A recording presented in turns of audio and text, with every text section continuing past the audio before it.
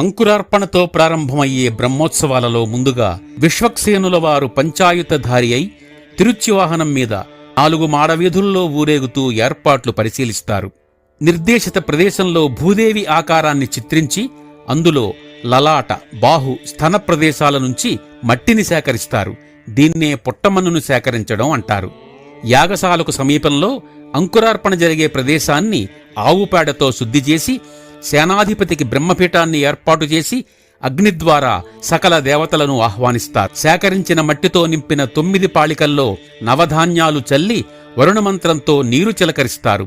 పాలికలను నూతన వస్త్రాలతో అలంకరించి పుణ్యాహవచనం చేసి పాలికల్లో రోజూ నీరు పోస్తూ మొక్కలు వచ్చేలా చూస్తారు.